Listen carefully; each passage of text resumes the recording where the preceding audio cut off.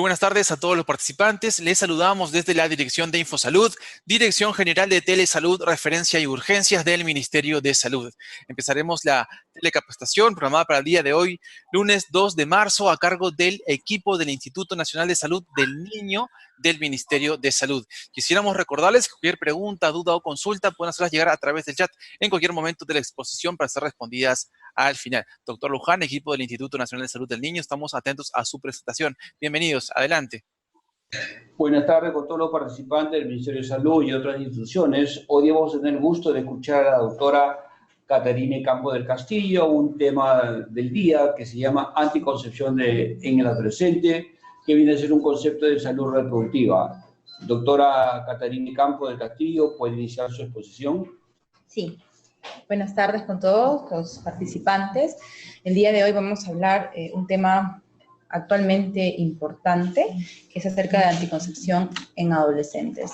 Y vamos a hablar de algo importante, ¿no? Que tenemos que tener el concepto y a partir de ello poder ver qué alternativas anticonceptivas actualmente tenemos nosotros en nuestro medio.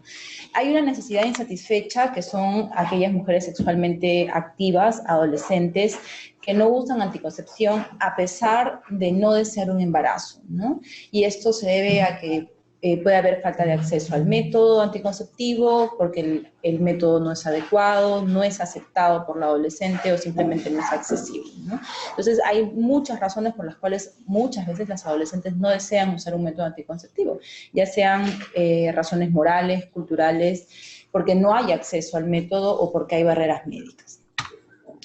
En el Perú, más o menos, como ven ustedes en la diapositiva, llegamos a un 17% de toda la población de adolescentes, de las cuales no tienen esta necesidad satisfecha, o mejor dicho, no acceden a usar el anticonceptivo por las razones que hemos mencionado, ¿no? En las personas adultas esto disminuye un poquito más, en un 5%, pero vean ustedes que más o menos en las pacientes adolescentes, más o menos de un 14, puede llegar hasta un 45%, ¿no? El promedio es 17, pero puede llegar hasta un 45%. Igual, por ejemplo, en los países como México, llega más o menos hasta un 31%, ¿no? Y en las nulíparas un poquito más, hasta 39%. Entonces, el método anticonceptivo ideal para las pacientes adolescentes es que, en primer lugar, sean 100% efectivos. Que sean rápidamente reversibles, que no tengan muchos efectos colaterales, que no tengan contraindicaciones médicas, no debería interferir en el acto sexual o en el coito, debería proteger contra las ITS, que sea fácil usar y que tenga un costo accesible. Entonces, los métodos hormonales que ya nosotros conocemos son métodos orales, métodos inyectables o métodos de depósito. Los orales son pastillas combinadas, pueden ser también de progestina solas. En los inyectables también hay combinados de progestina solas. Y los depósitos, que son los que actualmente están muy de moda, por así decirlo, son los implantes subdérmicos, ¿no? Que generalmente están hechos de progestina solas. Existen también otros dispositivos como los anillos vaginales o los dispositivos intrauterinos con progestinas. En el Ministerio de Salud tenemos todos estos anticonceptivos, todos, incluso los implantes subdérmicos. Entonces, los métodos no hormonales, bueno, dentro de los dispositivos intrauterinos tenemos, por ejemplo, los DIU, los famosos DIU con cobre y con plata, los medios locales como, por ejemplo, el condón, ya sea masculino como femenino, el diafragma y el capuchón cervical, ¿no? También tenemos los espermicidas, que pueden ser espumas, esponjas o bolos en cremas, pero estos no tienen una eficacia tan alta, ¿no? La eficacia va a menos del 70% para la prevención de un embarazo no deseado. También las pastillas combinadas, como sabemos, contienen estrógenos y progestágenos. El estrógeno generalmente el L-estradiol, que puede ir de 15 a 50 microgramos, y los diferentes progestágenos, ¿no? Actualmente ya estamos en la 4ª generación de progestinas, en las cuales no hay efectos adversos colaterales muy a menudo, ¿no? Entonces, ahí están los diferentes progestágenos, pueden ser norgestrel, levonorgestrel, desogestrel, gestodeno, acetato de ciproterona, drospirenona, clormadinona, que realmente cada una tiene sus beneficios, ¿no? Porque hay adolescentes que no solamente llegan para anticoncepción, sino de repente tienen un síndrome de ovario poliquístico, un trastorno del ciclo menstrual asociado, y podemos ofrecer distintos progestágenos en las cuales tenemos en el mercado. Las ventajas de las pastillas en las adolescentes es que tiene una elevada efectividad anticonceptiva. Es un poco más del 87% de efectividad que tienen las pastillas. El beneficio no anticonceptivo que podemos lograr también con las pastillas es que, como les mencionaba, normaliza el ritmo menstrual, ¿no? Entonces, para aquellas pacientes con trastorno del ciclo menstrual es una buena opción. Disminuye la cantidad de sangrado para aquellas adolescentes que presentan hipermenorrea, mejora la dismenorrea, mejora el hirsutismo y también mejora el acné. No solamente eso, sino que también mejora el síndrome anémico, ya que al momento de disminuir la cantidad del sangrado, entonces la hemoglobina va a aumentar, ¿no? Y también la tensión premenstrual. Reduce el síndrome de ovario poliquístico, endometriosis y protege contra el cáncer de ovario y endometrio. Estamos hablando de las pastillas combinadas. Algunas desventajas que pueden tener las pastillas es que no previenen contra la ITS, el SIDA, que son enfermedades de transmisión sexual que necesitan de una barrera, ¿no? Requiere de toma diaria continua a la misma hora, ¿sí?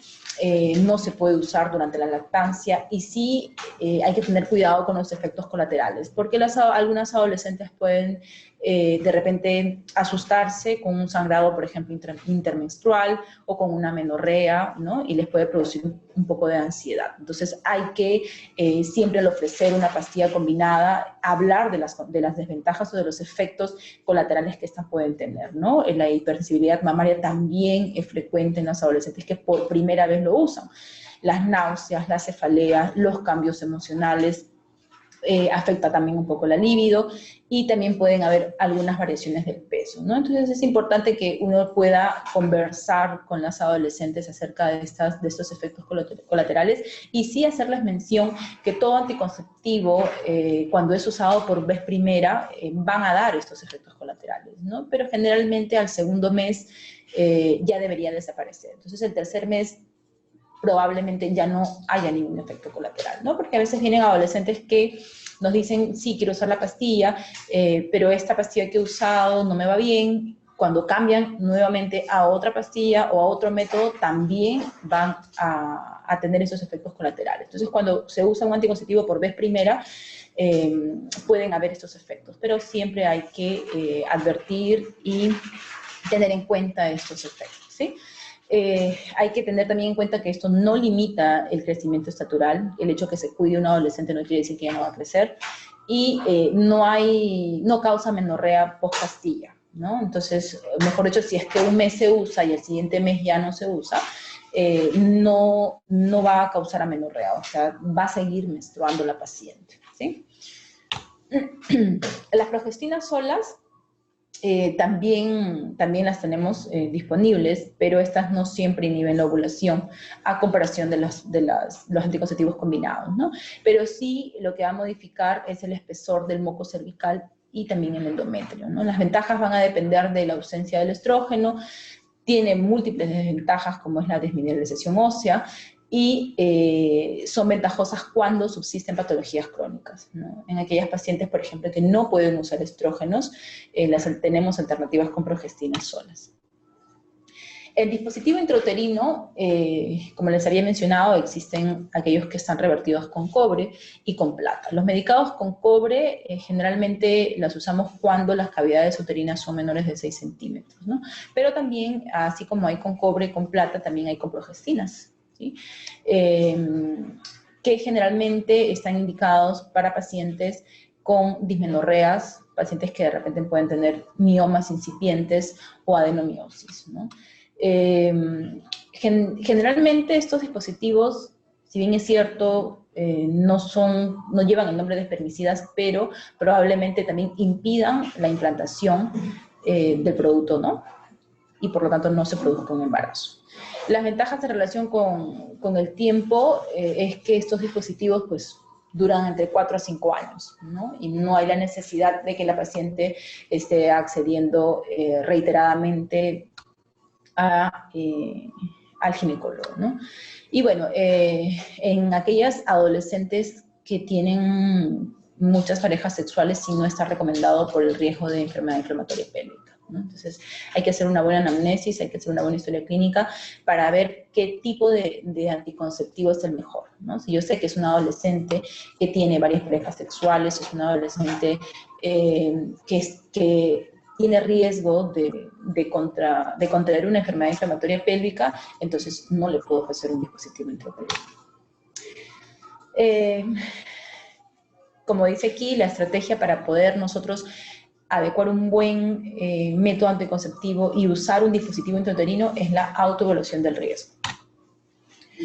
Los métodos de barrera, es importante el uso adecuado y, bueno, como dice acá, entre comillas, perfecto del método, porque sabemos que pueden tener muchas fallas, ¿no? Que se puede romper, que no se puede usar bien, el rechazo a la anticoncepción con método de barrera por los varones generalmente, y es un método usuario dependiente, ¿no? Porque va a depender la manera en cómo se usa el preservativo.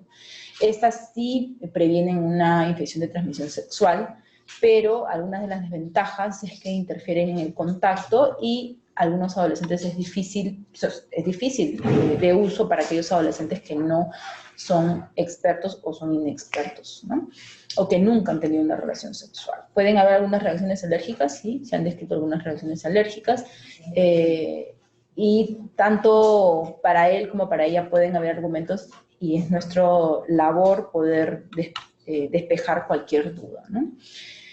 Los métodos naturales y de retiro, la verdad es que ya por la baja eficacia que estos pueden tener, no se recomiendan, al menos en adolescentes, ¿no? ¿Por qué? Porque tiene que ser un uso, como dice acá, perfecto, un uso correcto, ¿sí? Las adolescentes, pues, con el coitus interruptus, claro, pueden decir, él me cuida, ¿no? Es gratuito, es seguro, es natural, pero, sin embargo, los métodos naturales o de retiro tienen una muy baja eficacia, ¿no? Que están por debajo del 50%, ¿no? Entonces, la eficacia no es comparable de repente a unas pastillas o un inyectable que también tenemos disponible, ¿no?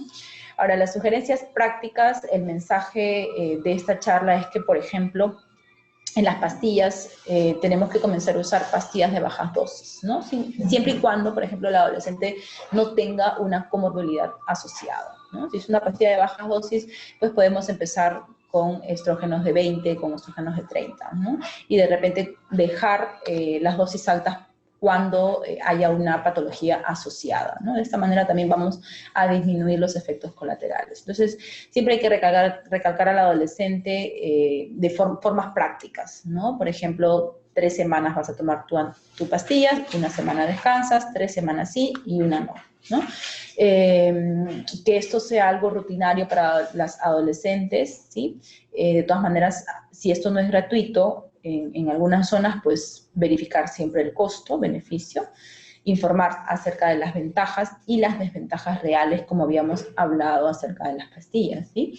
Y importante es el despejar las dudas de los adolescentes, ¿no? Porque a veces llegan a la consulta, llegan con la mamá al lado y no preguntan muchas veces cosas que son importantes, ¿no? Como por ejemplo el manejo del olvido, ¿no? ¿Qué hago si yo me olvido de tomar una pastilla un día? ¿Qué hago si me olvido de tomarla de repente 2 días? Entonces, allí es nuestra labor también de poder explicar al adolescente y poder despejar esas dudas para que el método se pueda usar correctamente, ¿sí?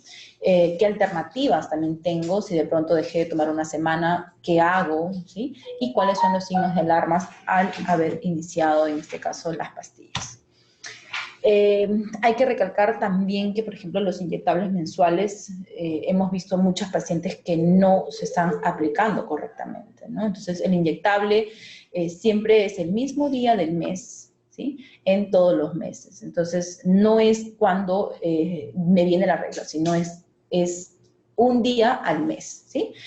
También debemos informar acerca de las alteraciones menstruales y, importante también, registrar el peso en la cartilla de anticoncepción.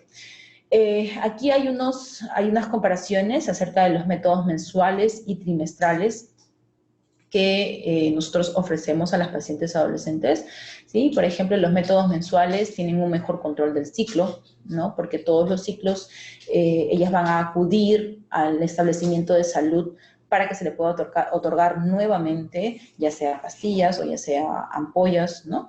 Y hay un poco más de control. Los preparados mensuales tienen menos supresión endometrial, es más rápido el retorno a la fertilidad en los preparados de uso mensual y también tiene menos duración de los efectos secundarios. En los métodos trimestrales, como son las ampollas de progestinas, tienen un número menor de aplicaciones al año, esa es la ventaja.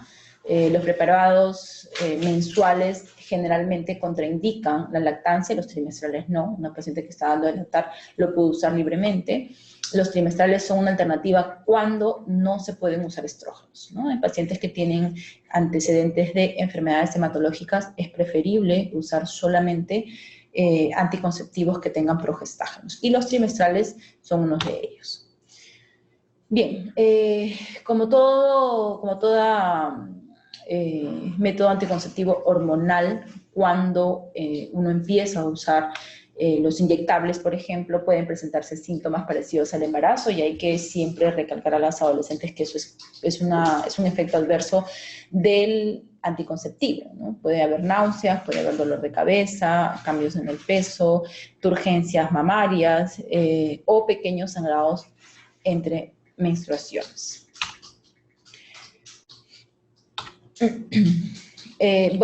Acerca de los inyectables mensuales, el inyectable mensual debe usarse el primer día de la menstruación, ¿sí? Hay que informar a las pacientes de que puede presentarse un sangrado 1 o 2 semanas después de la primera inyección y las siguientes aplicaciones es cada 30 días, ¿sí? Con una variación de 3 días antes, 3 días después de la fecha calculada, pero la aplicación es por fecha de calendario, no es por el sangrado menstrual.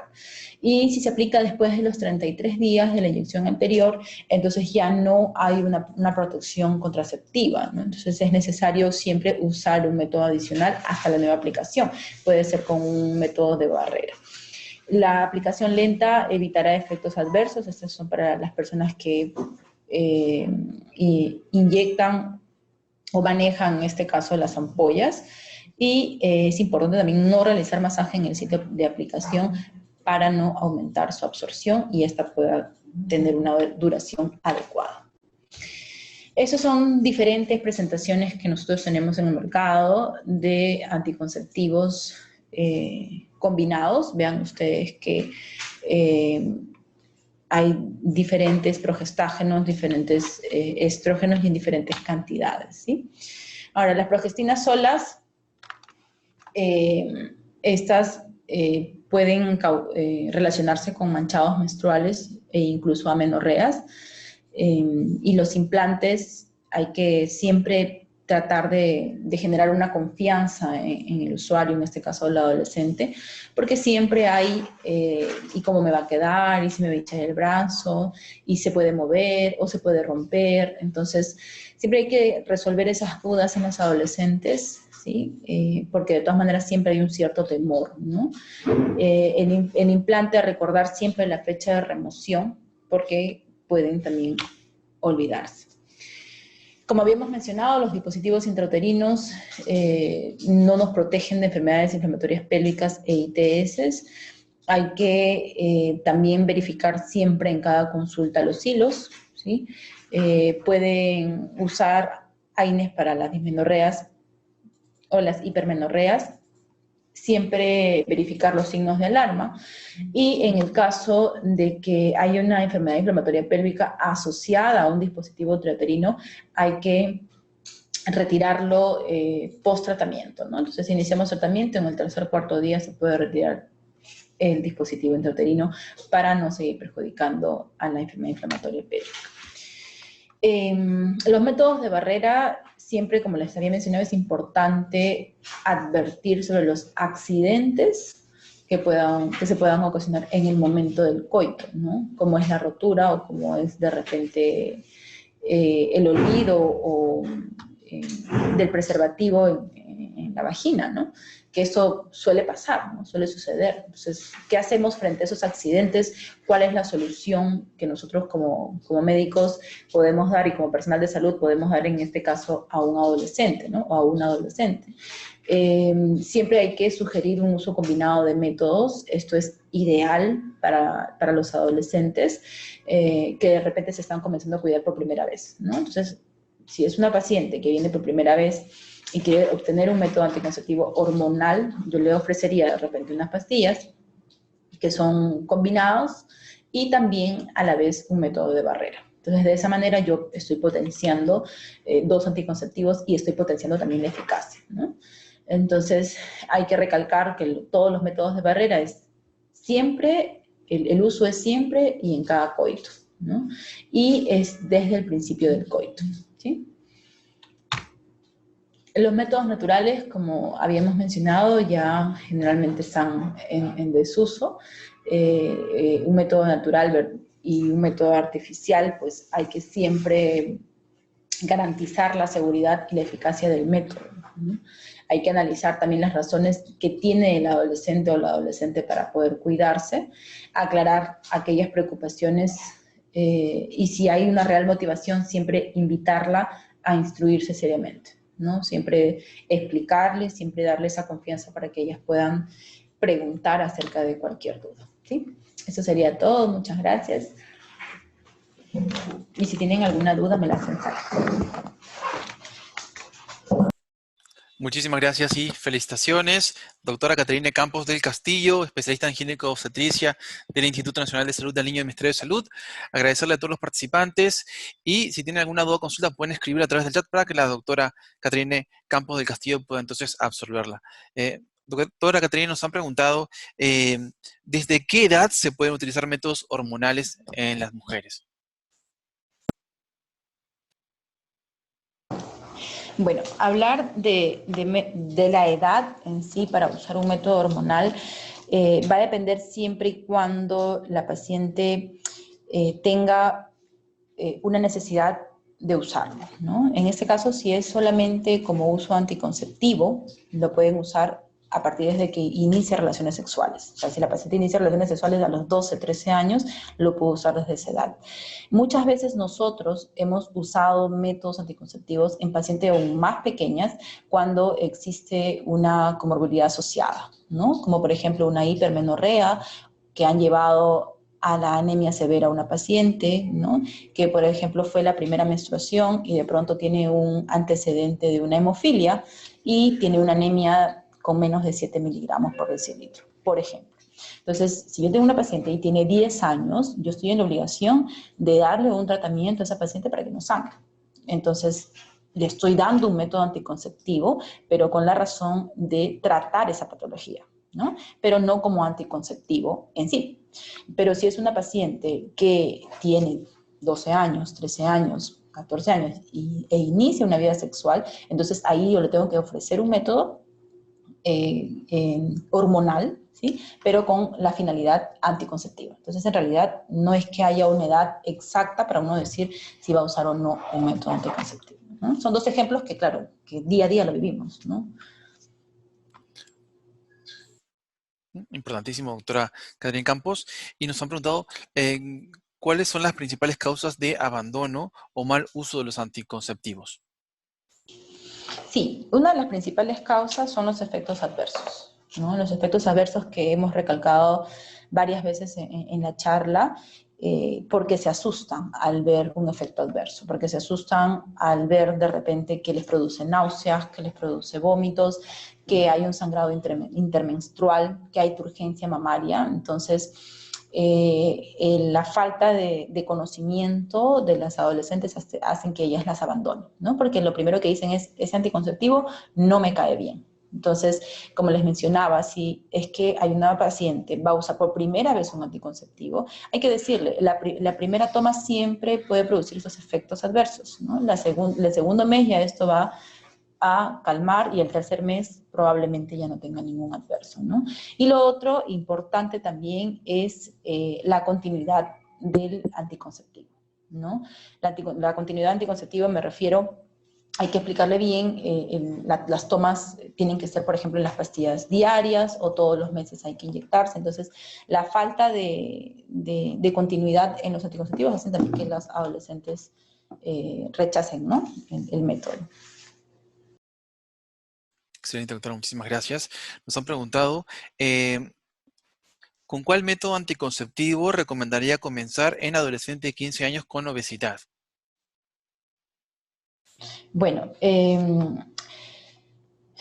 la obesidad realmente actualmente es un problema serio, ¿no? En adolescentes la prevalencia está aumentando cada día más, pero un buen anticonceptivo para las obesas pueden ser, uno, el método de barrera, de todas maneras, y podemos usar pastillas combinadas a bajas dosis, ¿no?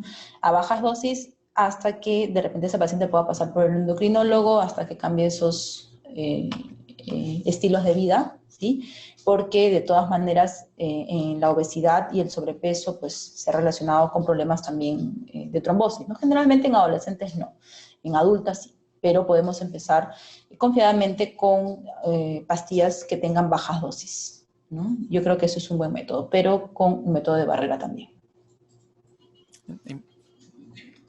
Importantísimo, doctora. Y nos han preguntado con respecto a los implantes, si también pueden comenzar a utilizar con implantes desde la adolescencia. Sí, por supuesto. Sí, nosotros tenemos adolescentes que de pronto han iniciado una vida sexual muy precoz y han tenido incluso antecedentes de una pérdida, ¿no? Y tienen múltiples parejas sexuales, entonces hay que ofrecer el implante, más cuando nosotros vemos cuando hay abandono de los anticonceptivos, ¿no? Hay adolescentes que comienzan tomando pastillas o comienzan con inyectables y vemos que hay abandono del anticonceptivo, entonces, o hay rechazo al anticonceptivo, entonces tratamos de concientizar para la colocación del implante, ¿no? Y el implante generalmente pues, va de 4 a 5 años, entonces es un método altamente seguro, con muy buena tolerancia en adolescentes, ¿no? Porque efectos adversos casi no vemos, ¿no? Y son muy, muy bien tolerados por las adolescentes. Muchísimas gracias, doctora. Doctora, ¿cuál debería ser la actitud del profesional de la salud que brinda este tratamiento anticonceptivo a los adolescentes? ¿Qué le recomendaría, cuál debería ser la actitud hacia ellos?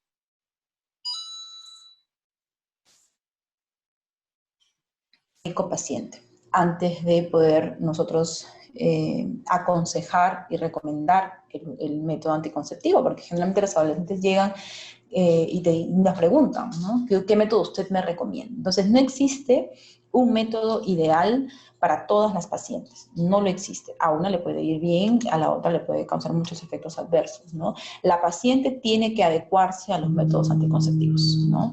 Entonces, no va a haber un método que a todas les va a resultar ideal, ¿no? Entonces, el personal de salud tiene que estar en la capacidad de poder informar los distintos métodos, ¿no? Los distintos métodos que existen en el mercado y ver cuál de ellos, pues, le conviene, ¿no? Y cuál de ellos finalmente la va a usar.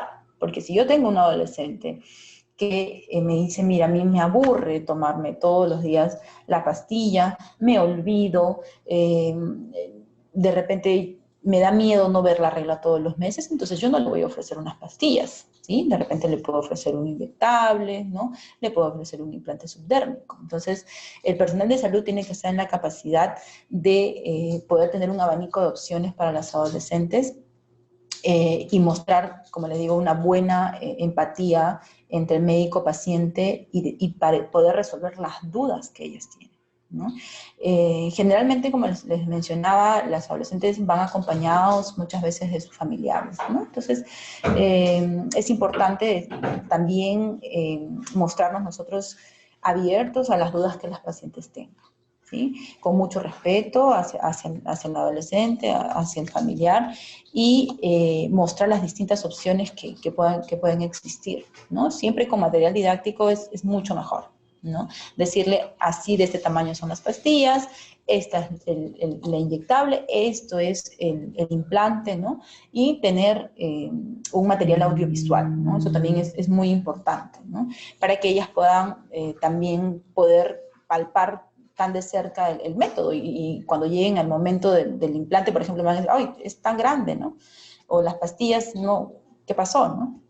Entonces, siempre es importante tener una cartilla de repente informativa donde puedan estar los diferentes anticonceptivos, y que ellas mismas puedan evidenciar cómo son los métodos, ¿no? Entonces, las cartillas, pues es muy fácil, es un material didáctico que lo puede usar un personal médico como un personal de repente no médico, y que sea un profesional de la salud, ¿no? Entonces, poder hacer también el personal hacer charlas demostrativas, por ejemplo, del uso del condón, ¿no? Eso es algo también muy, muy importante, ¿no? El hecho de explicar con material didáctico cómo se coloca un preservativo, ¿no? Y hacer, por ejemplo, la demostración en ese momento, ¿no? A ver, tú toma, te doy un preservativo, acá tengo una maqueta, colócalo, ¿no?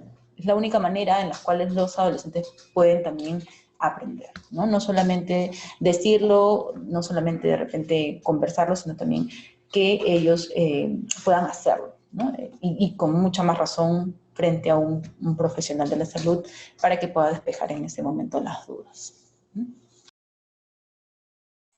Excelente, doctora. Muchísimas gracias. Nos han escrito por privado. Dice, ¿se puede dar anticonceptivo a los adolescentes de 12 a 14 años solos o con adultos? ¿Solo o con adultos? ¿Cómo solo o con adultos? Es decir, dice así, ¿se puede dar anticonceptivo a los adolescentes de 12 a 14 años solos o acompañados con adultos? Ya, sin autorización de familiar. Bueno, la charla en realidad es para todos, la consejería es para todos, ¿no? La consejería es para todos en general, pero siempre la consulta tiene que estar un familiar, de todas maneras, ¿no? Si es menor de edad, claro, siempre tiene que estar acompañado del familiar. Importantísimo, doctora. Muchísimas gracias. Y nos preguntan, ¿durante cuánto tiempo se puede utilizar un método anticonceptivo, teniendo en cuenta los efectos secundarios o adversos? La incidencia de cáncer en adolescentes por anticonceptivos es muy rara, ¿no? Generalmente los anticonceptivos que son usados por larga data pueden ocasionar un efecto adverso, que pueden ser en este caso el cáncer de mama o el cáncer de endometrio, ¿no? Que como les mencionaba es poco probable, ¿no? Ahora, ¿por cuánto tiempo? Pues eso va a depender de la necesidad o el deseo gestacional que tenga cada paciente, ¿no? Si es una paciente que ha empezado a una edad muy corta a tener relaciones, pues yo lo que podría ofrecer es un anticonceptivo, por ejemplo, en este caso un implante subdérmico que fácilmente dura entre 4 o 5 años, ¿no? Y en todo este tiempo, pues no voy a tener ningún problema, ¿no? Pasa ese método, puedo descansar un año y volver a retomar nuevamente otro anticonceptivo, ¿no? Entonces, para realmente decir cuánto tiempo puede usar una paciente un método anticonceptivo, la verdad es muy relativo, ¿no? Es muy relativo porque se van añadiendo comorbilidades, ¿no? Pero sí yo considero que no debería excederse, al menos en todo el tiempo entre la adolescencia y la juventud, por más de 8 años. Excelente, doctora Caterina Campos, muchísimas gracias. Doctor Luján, algunas preguntas, dudas que tengan también desde el Instituto Nacional de Salud del Niño o experiencias para comentarle a la doctora Caterina del Campo. Una pregunta solamente corta de la experiencia de la doctora, el manejo, cómo ha cambiado tanto si la joven, la adolescente, 17 o 18 años, está recibiendo anticonceptivos y solamente su pareja será pues de un año o medio año, le pidió permiso a la madre, se acompañó con la mamá para que le ponga el anticonceptivo. ¿Cómo lo manejan ustedes eso? Que hace años era raro, difícil eso, ¿no? Sí, sí, realmente aquí nosotros tenemos ya una casuística un poco alta en adolescentes, justamente en esa edad, ¿no? Entre 16, 17, ya van a cumplir los 18 años, en el uso al menos de los implantes subdérmicos, ¿no? Por ejemplo. Y en este caso, pues, se ha visto el apoyo de la madre porque, de hecho, es una prevención, ¿no? Una madre, de todas maneras, desea que su hija, pues, comience la universidad, la pueda terminar, pueda ser una profesional, ¿no? Ahora con tantas competencias que hay. Y es bien aceptado, ¿no? Es bien aceptado por los familiares, en este caso por las mamás. Hasta el momento no hemos encontrado rechazo, ¿no? Porque definitivamente, pues, las adolescentes pueden mostrar algún cierto temor, pero sí, las mamás de todas maneras apoyan, ¿no? Apoyan porque, como dice usted, doctor, los tiempos han cambiado, ¿no? Entonces ahora hay más libertad para que ellas se puedan expresar, hay más libertad para que ellas puedan tomar algunas decisiones ya alcanzando ya la mayoría de edad, ¿no? Muy bien, doctor, puede seguir. Muchísimas gracias, doctor Luján. Muchísimas gracias, doctora Caterina Campos del Castillo. ¿Algunas recomendaciones finales sobre este tema tan importante, doctora Caterina Campos? Que no pongamos barreras nosotros como profesionales de salud para la accesibilidad a los métodos anticonceptivos, ¿no? Demostremos siempre esa confianza a los adolescentes, demostremos siempre esa empatía entre médico-paciente y también ante los familiares, ¿no? Despejemos las dudas de todas maneras de los adolescentes que puedan tener y de esa manera vamos a prevenir un embarazo no deseado en adolescentes en nuestro país. Gracias. Muchísimas gracias y felicitaciones, doctora Caterina Campos del Castillo, especialista en ginecobstetricia del Instituto Nacional de Salud del Niño. La esperamos en próximas telecapacitaciones. Un gran aplauso para usted. Muchísimas gracias. Muchísimas gracias, un gran saludo para usted, todo el equipo del Instituto Nacional de Salud del Niño y a todos los participantes, invitarlos a las próximas telecapacitaciones y hoy a las 3 de la tarde a través del canal de Tele IS Infosalud Minsa y YouTube y Telesalud Minsa desde YouTube. Tendremos la Tele IS dirigida a toda la población en general sobre el tema de coronavirus. Están todos cordialmente invitados a cargo de especialistas de la Dirección de Epidemiología del Ministerio de Salud. Muchísimas gracias. Hasta la próxima.